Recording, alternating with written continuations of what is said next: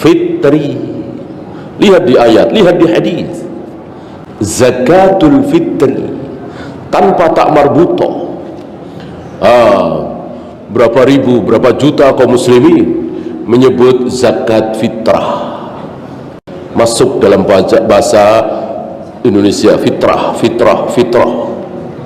Udah fitrah belum? Ini kepala sudah difitrahin katanya. Ini istilah yang keliru. Yang benar dari lisan Nabi zakatul fitri. Karena secara arti juga beda kan. Fitrah apa? Fitrah kan suci, fitrah. Fitrahnya anak-anak seperti ini, fitrahnya wanita seperti ini, sifat dasar fitrah. Oh, dia fitrahnya belum rusak. Oh, kalau dia fitrahnya sudah rusak. Kalau ada laki-laki suka perempuan, itu fitrahnya belum rusak.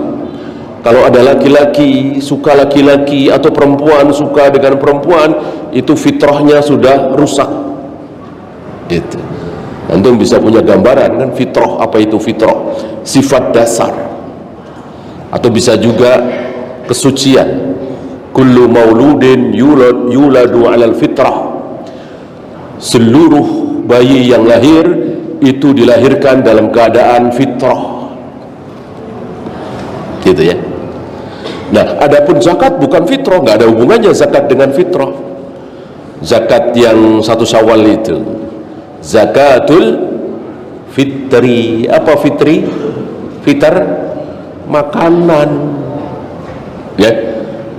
Maka ada zakat mal, zakatul fitri. Zakat mal, uang, emas, perak, sapi, kerbau, kambing, hasil bumi. Itu zakat mal. Kalau beras atau jagung atau kurma atau gandum, itu bukan zakatul mal, tapi zakat fitri. Bukan fitrah. Fitrah dari mana? Fitri itu makan kan? Maka sesuai dengan harinya, hari itu Idul Fitri. Bukan Idul Fitrah kan? Idul Fitri, betul itu Idul Fitri. Kembali, Id kan ada ya'idu idan, kembali berputar-putar setiap setahun. Id, hari raya, kembali makan. Bukan kembali suci, kembali makan. Setelah sebulan tidak makan siang, ini kita kembali makan siang. Idul Fitri, zakatnya zakatul fitri. Inilah ahlus sunnah. Jadi dalam masalah istilah saja jeli, bisa tahu mana yang hak, mana yang batil, mana yang sunnah, mana yang bid'ah. Ya, termasuk kiri. Nggak ada Rasul, para sahabat, para tabi'in, atba'ut tabi'in menyebut akidah sebagai ilmu apa kemarin? Ilmu kalam. Ilmu kalam itu sebutan dari mereka, istilah orang-orang yang terpengaruh oleh falasifah. Ilmu kalam diawali dengan fitnah khalqul Quran, karena Al-Quran itu kalamullah, ada kalam di situ. Maka mulai hari itu akidah disebut sebagai ilmu kalam. Bolehkah? Ya tidak boleh. Kita hormati, kita muliakan sabda Nabi. Apa yang Nabi sabdakan kita ikuti, apa yang beliau tidak sabdakan, beliau tidak tahu, kita mestinya jangan ikut-ikutan. Nggak boleh tahu, ya kan? Kita nggak tahu apa itu ilmu kalam, apa itu zakat fitrah. Yang ada zakatul fitri. Ya.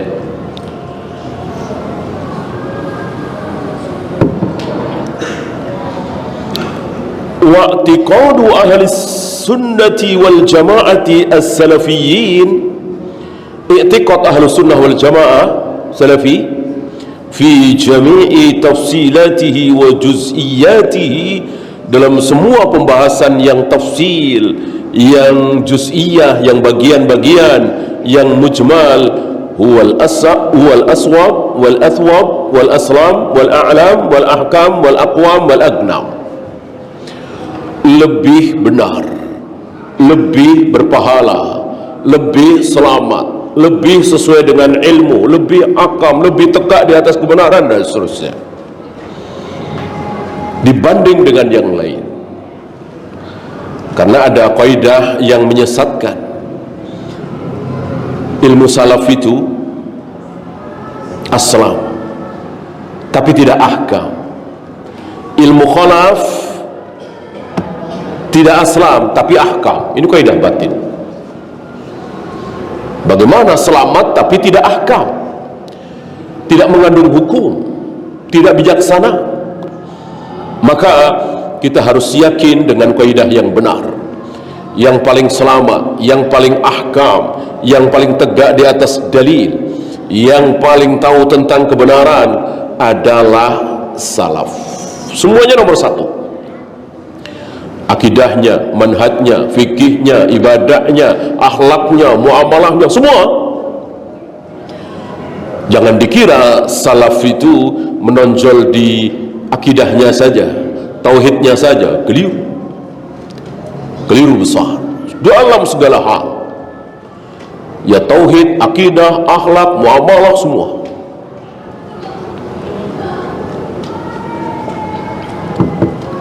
Kan beberapa tahun yang lalu muncul kaidah begini, kalau belajar akidah nih, kalau belajar manhaj nih, sama orang-orang salaf itu. Kalau belajar dakwah, sama orang-orang tabligh gitu. Kalau belajar jihad nih, sama orang-orang NII gitu, orang-orang pergerakan. Ini jelas pasti. Mau jihad, mau ibadah, mau akidah, semuanya mengikuti salaf. Karena salaf adalah Rasul dan para sahabat. Ya. Bukan tuh pengajian yang itu tuh, pengajian yang itu tuh yang salah, ya, yang itu tuh. Jadi kita memulangkan salaf itu kepada Rasul dan para sahabat.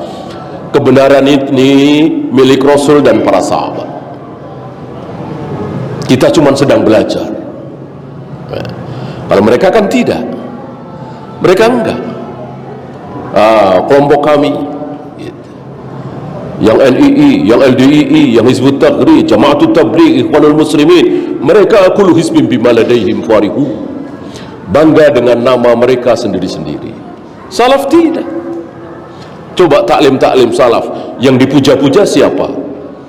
Yang dielu-elukan siapa? Yang dibanggakan siapa? Rasul dan para sahabat. Rasul dan para sahabat. Bukan nih saya nih, kami nih, pengajian kita nih, enggak. Seperti di sini kan cuma belajar. Kita sedang belajar bagaimana Rasul dan para sahabat berakidah, bagaimana Rasul dan para sahabat beragama, bagaimana Rasul dan para sahabat salat, tawaf, sa'i, jihad, dan seterusnya. Yang dalam perjalanan pelajaran kita bisa saja salah, tergelincir, namanya manusia. Imam Malik pernah salah dalam puasa 6 hari di bulan Syawal. Imam Abu Hanifah pernah salah dalam masalah saksi wali pernikahan seorang wanita, ya, bahkan para sahabat pun pernah salah, apalagi kita ya kan. Nah, ketahuan nih saya ngomong salah, ya udah rujuk, coret, ganti, mudah. Beda dengan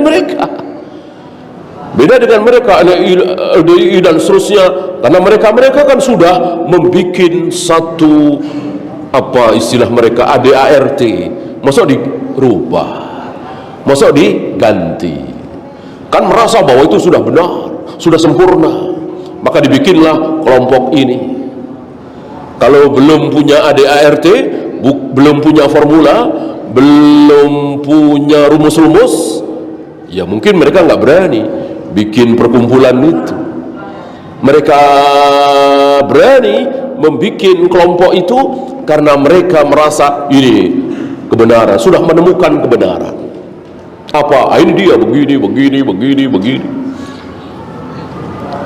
Bentuknya macam-macam kan?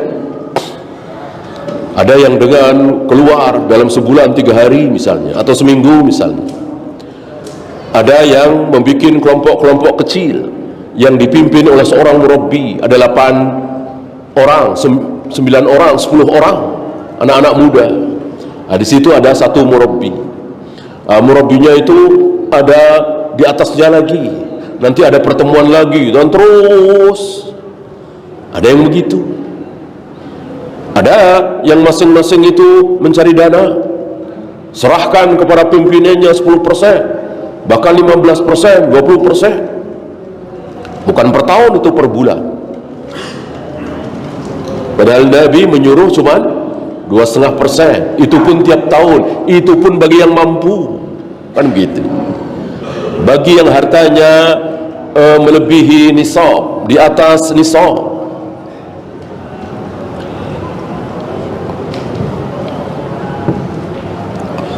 Sedangkan kita tidak. Kita nggak punya ADART, tidak punya pemimpin, tidak ada organisasi resmi, namanya juga nggak ada. Kita ngaji, mempelajari bagaimana manhajnya, cara beragamanya Rasul dan para sahabat, akidahnya Rasul dan para sahabat. Lalu kita ikuti, kita amalkan. Satu ketika datang keterangan kepada kita, kepada saya, yang Bapak sampaikan kemarin malam itu salah, ternyata dhaif, yang sahih ini. Ya sudah, terima, alhamdulillah, begitu kan. Ini karena memang belum punya, nggak ada ADART, kelompok, nama ini itu, ringan, mudah ya. Berbeda dengan kelompok-kelompok itu ya.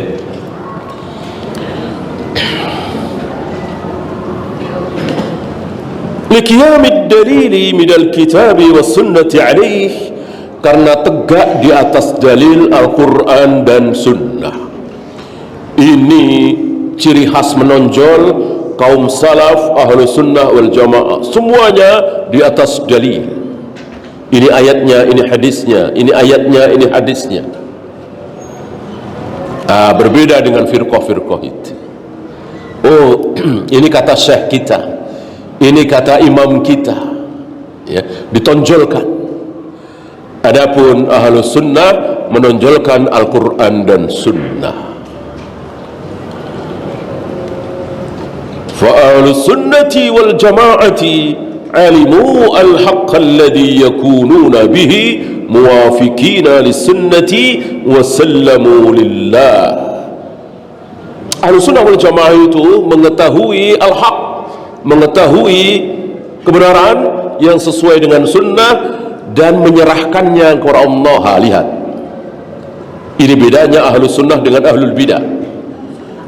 Tahu ayat, tahu dalil, kemudian maksudnya diserahkan kepada Allah untuk sesuatu yang kita tidak mungkin tahu. Apa? Tangan Allah, wajah Allah, turunnya Allah, tertawanya Allah. Mungkinkah kita bisa tahu? Nggak mungkin. Nggak mungkin. Kita serahkan kepada Allah. Itu salaf, itu ahlus sunnah. Beda dengan mereka yang Jahmiyah, yang Mu'tazilah, yang Asy'ariyah, yang Jabariyah, seolah mereka lebih tahu dari Allah. Enggak mungkin Allah kok tertawa. Yang tertawa itu kita, bukan Allah. Enggak mungkin Allah turun, naik turun. Yang bisa naik turun itu, yang kerjaannya naik turun, kita, bukan Allah. Enggak mungkin Allah punya jari, enggak mungkin Allah punya telapak tangan, enggak mungkin Allah punya wajah. Lihat, ayat-ayat dicoret, hadis-hadis dicoret. Yang bilang aku bolak-balikkan hati manusia dengan 2 jariku, siapa? Allah. Aku menciptakan Adam dengan 2 tanganku, yang bilang begitu siapa? Allah sendiri. Aku akan menggulung langit dengan tangan kananku, yang bilang seperti itu siapa? Allah sendiri. Masa Allah bilang begitu, kita bilang tidak? Apa kalau bukan mengingkari? Beda dengan ahlu sunnah, betul sebetul-betulnya, terima 100% bahwa Allah betul-betul menciptakan Adam dengan kedua tangannya. Allah betul-betul membolak-balikkan hati manusia dengan dua jarinya. Allah betul-betul menggenggam ruh manusia dengan genggaman tangannya. Allah betul-betul akan menggulung langit dengan tangan kanannya, betul-betul akan menghentikan geraman jahanam dengan telapak kakinya, dan seterusnya. Kemudian wasallamu lillah, kita serahkan kepada Allah, menggenggamnya seperti apa, membolak-balikkannya seperti apa, turunnya seperti apa, tangannya seperti apa, wajahnya seperti apa, kita serahkan kepada Allah. Selesai, mudah, sederhana, gamblang. Itulah ahlu sunnah. Coba antum kalau mengikuti pelajaran akidahnya Asy'ariyah, muter sana muter sini, pusing dibuatnya, ya. Yang mereka sendiri yang menerangkan sendiri kadang ikut bingung, seperti Al-Juwaini, dibikin pusing, dibikin bingung, dibikin gelisah, dibikin kaget oleh seorang anak muda bernama Hamdani, ya. Karena Hamdani sederhana mengikuti manhaj salaf ahlus sunnah, sederhana, sangat sederhana sekali. Akidah ahlus sunnah sangat sederhana, baca ayat, baca hadis, imani, maksudnya apa, serahkan kepada Allah. Nah, itu dia. Beda dengan firqah-firqah dhalah, diutak-atik, difikirkan, ya, lalu disimpulkan dengan kesimpulan yang salah, ya. Bahwa Allah tidak punya tangan, Allah tidak punya wajah, Allah tidak bersemayam di atas arsy, Allah itu ya di mana-mana, dan seterusnya. Ini kesimpulan yang salah.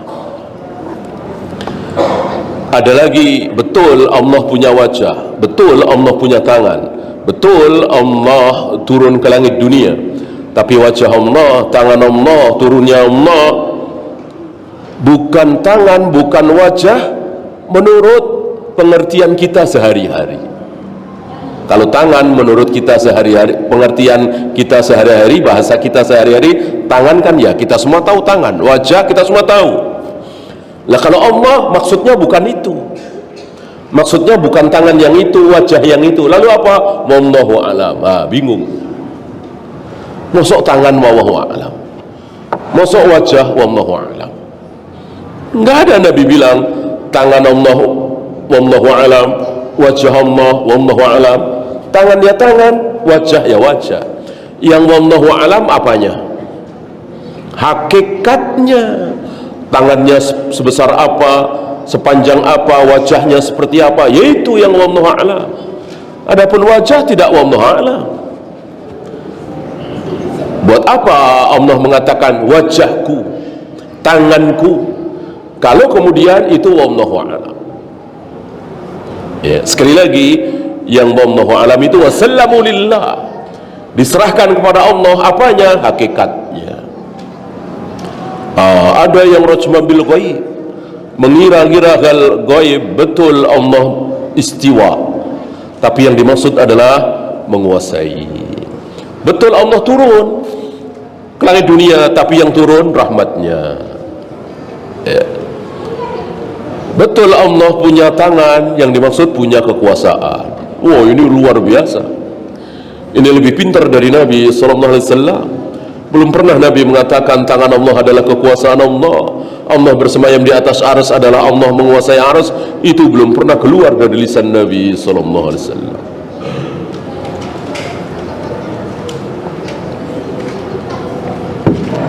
Wasaddaqu rasulahu sallallahu alaihi wasallam, dan membenarkan apa yang diucapkan oleh Nabi sallallahu alaihi wasallam. Apa kata Nabi? Dibenarkan, dibenarkan.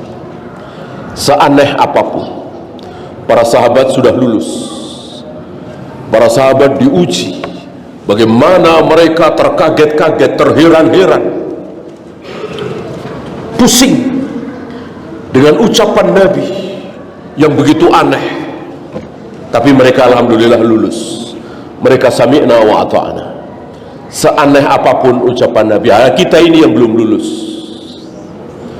Berapa banyak ucapan Nabi kita masih mikir-mikir, apa iya lalat masuk ke minuman kita celupkan sekalian,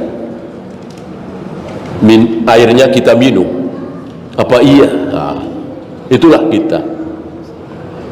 Apa iya cuman sholat, puasa, sabar, yakin kok akan muncul presiden amanah, jujur, sunnah? Apa iya? Nggak yakin kita, ya. Padahal itu firman Allah, wa ja'alna minhum a'immatan yahduna bi amrina lamma sabaru wa kanu bi ayatina yuqinun. Kami berikan kepada mereka itu pemimpin-pemimpin yang adil. Kami jadikan pemimpin-pemimpin yang yahduna bi amrina, yang mendapat petunjuk dari sisi kami. Ketika apa? Lamma sabaru wa kanu bi ayatina yuqinun. Ketika para rakyat sabar dan yakin terhadap ayat-ayat Allah. Banyak dari kita tidak yakin ini. Para sahabat yakin, para tabi'in yakin, atba'ut tabi'in yakin. Maka ketika muncul pemimpin, bukan pemimpin tertinggi ya, amir zalim luar biasa, bengis luar biasa, bernama Hajjaj bin Yusuf, maka mereka diam, mereka sabar, mereka berdoa, mereka memohon pertolongan kepada Allah. Mereka tahu janji Allah tidak mungkin dusta, pasti benar. Nggak ada satupun dari mereka yang turun ke jalan demo, yang teriak-teriak di jalanan, yang mencaci maki Hajjaj bin Yusuf, menjelek-jelekkan Hajjaj bin Yusuf. Hajjaj bin Yusuf begini, padahal bengisnya luar biasa. Kalau hari ini ada pemimpin kejam, bengis, nggak ada apa-apanya. Barangkali kaum muslimin menganggap pemimpin Libya Muammar Gaddafi zalim, bengis, nggak ada apa-apanya. Husni Mubarak di Mesir zalim, bengis, nggak ada apa-apanya. Dibanding dengan Hajjaj bin Yusuf. Bayangkan cucu Abu Bakar digantung, disalib dekat Ka'bah, ya, di hadapan ibunya. Ibunya anaknya Abu Bakar, Asma binti Abu Bakar. Kayak apa itu? Sa'id bin Jubair, ulama tabi'in, habis, dan entah berapa ribu lagi kaum muslimin dibantai oleh dia, Hajjaj bin Yusuf. Tapi para sahabat dan tabi'in, banyak para sahabat, hari itu masih banyak sahabat. Anas bin Malik masih ada, ya. Asma binti Abu Bakar kan sahabat jelas, dan Abdullah bin Zubair sendiri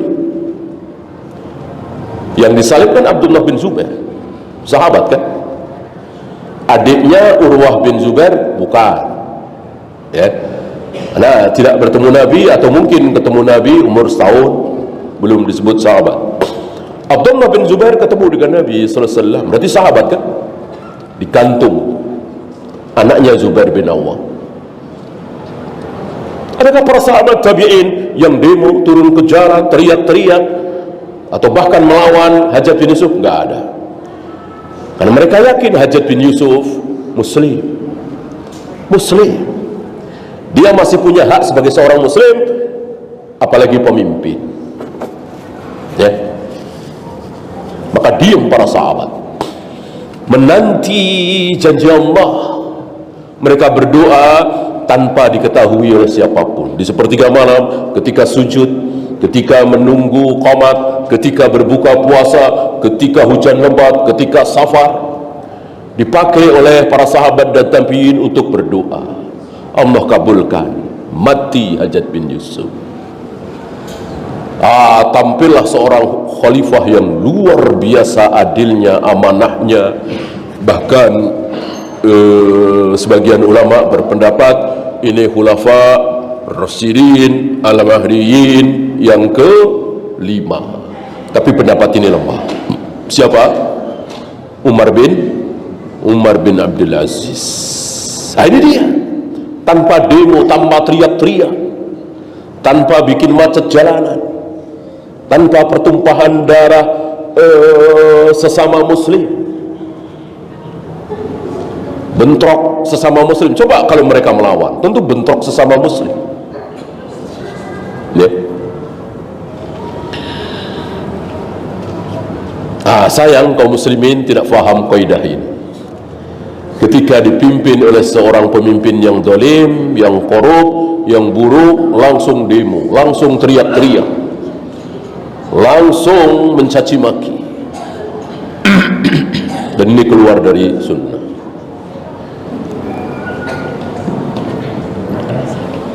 Wantahau amma naha anhu, dan mereka berhenti ketika di-stop oleh Nabi. Jangan pula berhenti di situ, tidak melewati sedikit pun. Mestinya seperti itu. Ya.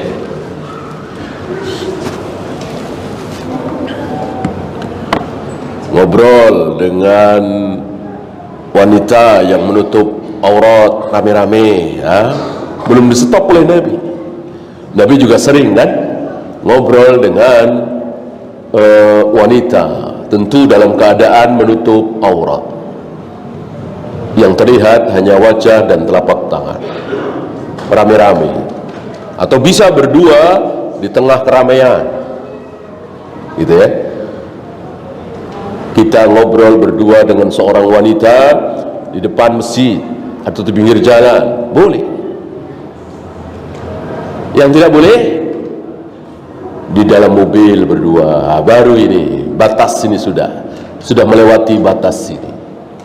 Di dalam lift berdua, apalagi di dalam kamar berdua, ini yang tidak boleh. Walaupun nggak ngapa-ngapain, ada batas di sini. Inilah para sahabat berhenti terhadap apa yang di-stop, dilarang oleh Nabi sallallahu alaihi wasallam.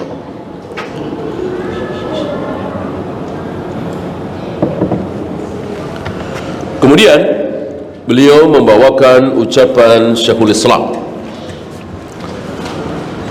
Kalau disebut Syekhul Islam berarti iya, Ibnu Taimiyah. Kalau yang lain boleh, tapi sebut namanya. Ada, bahkan beberapa asatidzah berani mengucapkan Syekhul Islam Muhammad bin Abdul Wahab, Syekhul Islam Syekh Utsaimin, ya, sebut namanya. Tapi kalau Syekhul Islam saja yang dimaksud Ibnu Taimiyah. Sama dengan Al-Hafiz. Al-Hafiz, ketika disebut Al-Hafiz saja, maka yang dimaksud adalah Ibnu Hajar. Tentu ini untuk ulama-ulama setelah beliau. Ini tidak berlaku untuk Bukhari, Muslim, Abu Daud, Nasai, Yahya bin Ma'in, Ali bin Madini, Yahya Al-Qattan, Imam Ahmad. Enggak berlaku, ya. Kan Ibnu Hajar belum lahir waktu itu. Ini setelah ini menunjukkan luar biasa, ya.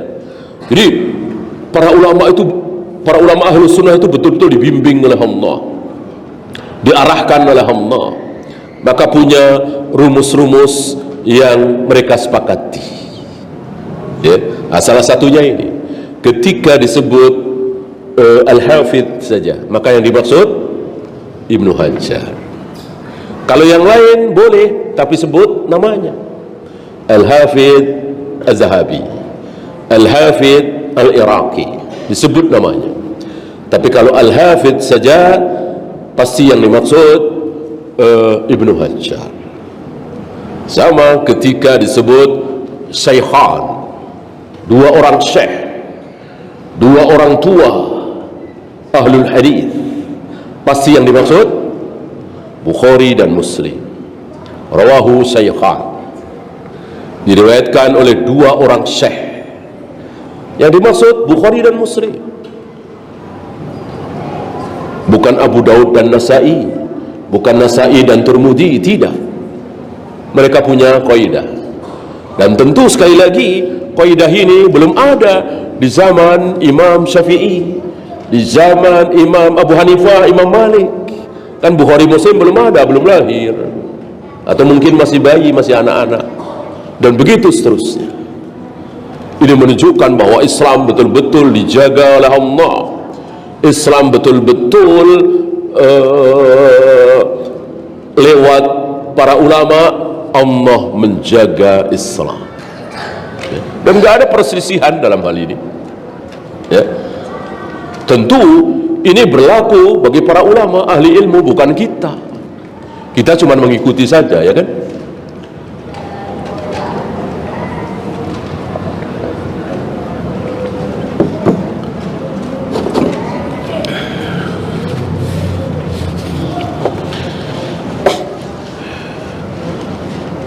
Qala Syekhul Islam Ibn Taimiyah, innal ilma ma qama alaihi dalil. Yang disebut ilmu adalah yang tegak dalil di atasnya. Kalau tidak tegak dalil bukan ilmu. Bukan ilmu. Ya. Walaupun menakjubkan, mengagumkan, dipercaya oleh jutaan kaum muslimin, tapi tidak tegak di atas dalil. Apakah itu ilmu? Bukan ilmu. Ya. Tanda cinta kita kepada Rasulullah adalah dengan merayakan Maulid Nabi. Ini dipercaya oleh entah berapa juta kaum muslimin. Apakah ucapan ini tegak di atas dalil? Tidak. Mana ada dalil? Mana ada ayat, hadis yang menyatakan bahwa cara kita mencintai Nabi dengan merayakan Maulid Nabi? Mana? Mencintai Nabi dengan mencintai Allah sama apa beda? Sama persis. Sama. Mencintai Allah otomatis mencintai Rasulullah. Mencintai Rasulullah otomatis mencintai Allah. Beda dengan demi Allah, demi Rasulullah nggak boleh. Demi Allah boleh, demi Rasulullah tidak boleh. Kita bertakwa kepada Allah dan Rasulnya, betul? Salah. Bertakwa hanya kepada Allah, tidak kepada Rasulullah. Karena at-taqwa hahuna, at-taqwa hahuna. Takwa itu di sini, nggak kelihatan. Yang tahu, yang nggak kelihatan cuma Allah. Nabi nggak tahu. Ya. Adapun cinta sama persis. Ya. Cinta kepada Allah dengan cinta kepada Rasulullah persis. Nah, Ali Imran menyebutkan, in kuntum tuhibbunallah, jika kalian mengaku cinta kepada Allah, maka fattabi'uni, ikutilah aku, ikutilah Rasulullah. Nah, begitu. Sama dengan ketika kita mencintai Rasulullah, fattabi'uni, ikuti Rasulullah. Ikuti Rasulullah. Rasulullah cara sholat seperti apa? Ikuti.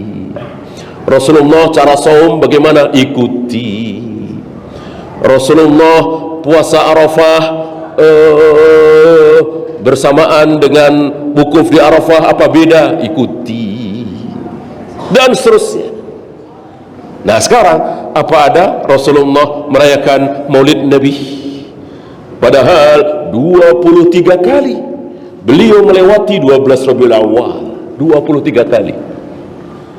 Sebagai seorang Nabi Rasul, kan 23 tahun beliau sebagai Nabi, sebagai Rasul. Tidak ada satupun riwayat di 12 Rabiul Awal itu, kalau seandainya itu betul ya, itu hari kelahiran beliau, beliau sholat khusus, doa khusus, salawat khusus, ceramah khusus, tidak ada sama sekali. Bahkan tidak pernah keluar dari lisan Nabi mengingatkan para sahabat, hari kelahiranku, tanggal sekian, bulan sekian, nggak ada. Yang ada cuman harinya, Senin. Itu pun tidak dirayakan oleh Nabi, tapi dipuasai. Puasa, masa merayakan dengan puasa? Apa ada perayaan di muka bumi ini dengan cara puasa? Ya, namanya merayakan sebuah hari itu dengan makan enak, minum enak, kan begitu.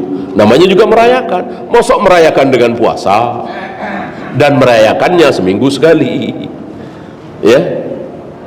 Nah, mereka pakai hujah ini. Kata siapa? Rasulullah tidak merayakan Maulid. Rasulullah merayakan Maulid. Dengan cara apa? Puasa Senin.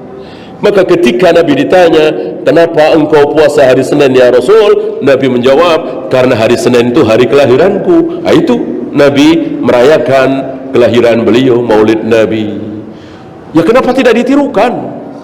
Kenapa dirubah gitu loh? Ya udah tirukan saja puasa. Kenapa dirubah? Jadi setahun sekali, jadi jalan kaki, pawai obor, ceramah khusus, ya, dan seterusnya dan seterusnya.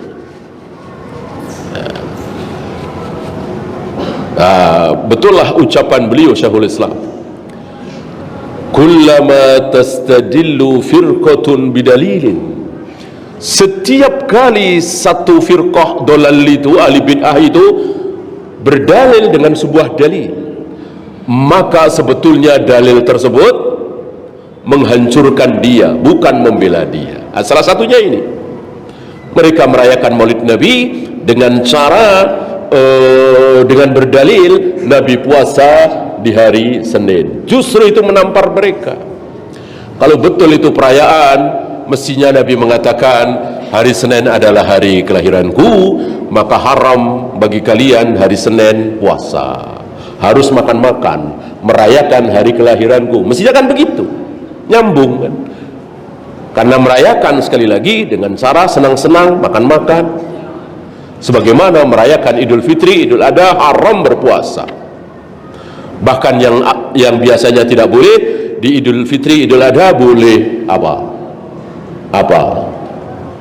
Di luar Idul Fitri, Idul Adha tidak boleh. Di Idul Fitri, Idul Adha boleh, karena ini hari raya. Apa? Iya, duf. Musik lah kata antum ya, tapi pukul, alat musik pukul. Duf rebana kata kita.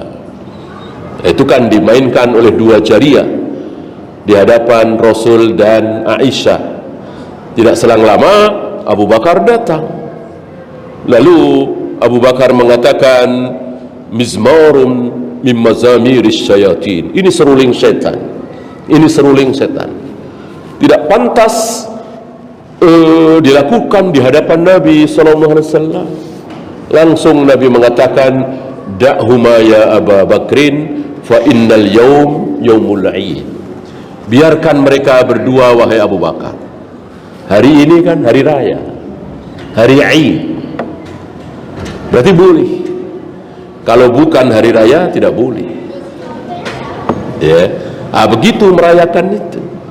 Bukan malah dengan berpuasa.